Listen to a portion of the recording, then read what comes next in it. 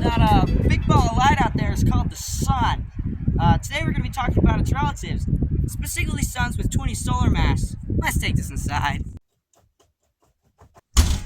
Hi Teach! I was wondering how stars start.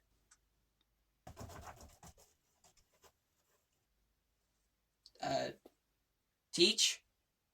Stars start as gas and dust, or a star-forming nebula, and then the gravity pulls it together, and you get this thing called a protostar that has this part in the middle that is pulling everything that's sort of spinning. The stuff begins to spin at insane crapula speeds, and it pulls in hydrogen as it gets hot. Now we have half of a main sequence star. The other half got ripped off on this paper. But here's the other half. This main sequence star is when we... Teach! I'm good. I get the rest. I just needed the start part. Oh. But you're not wearing glasses. Teach! Glasses don't equal smart. Just because you're wearing glasses doesn't mean you're smarter than me. Pretty sure you don't even have lenses in those. Whoops.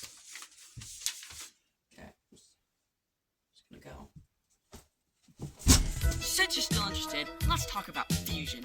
The compression of these two forces pushing into each other pushes the hydrogen atoms so hard that it combines them and turns them into helium. Hey Teach, what are you doing out in the woods? Oh hey kid, I'm just explaining things. To the trees? Are you okay, Teach? Like, honestly, are you okay?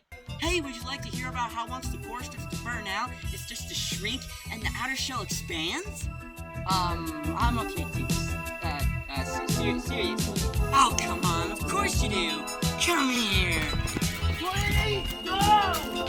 Oh, we're running now. I can just explain things as we run. Please don't! Look above me, you can see the core starts to shrink because it's running out of hydrogen to burn. The outer shell expands and we get a red giant, which is really large and has a small core. It's red because it's cooler now than it was before. Come on, man, this is science! Please stop. Please stop! Whew. That kid is really fast.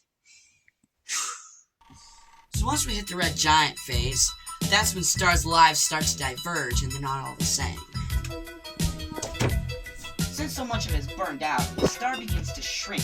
Then the core heats up enough for thermonuclear fusion to bring helium and carbon together, forming oxygen, nitrogen, and iron. Fusion stops, and the iron absorbs all that energy. And then...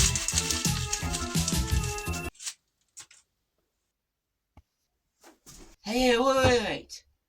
You're building up energy right now, right? I guess. So what happens when you build up enough energy? Release it and run!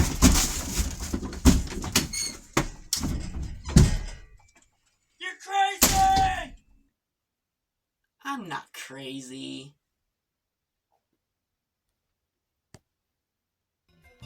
So just like that kid running away, the absorbed energy finally releases from the sun, and we get a supernova.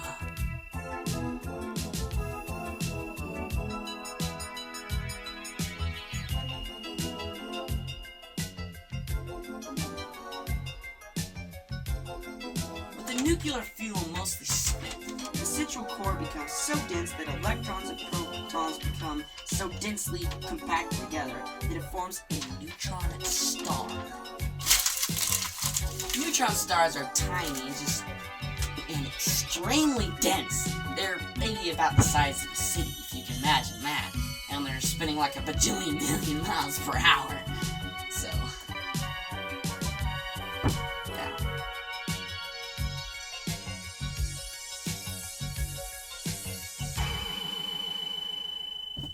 So that's the life cycle of a 20 solar mass sun. Hope it didn't mess anything up. Right? I'm not crazy. Right, son?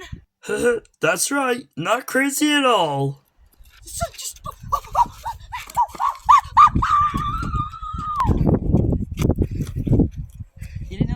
talk? Man, this guy really is crazy.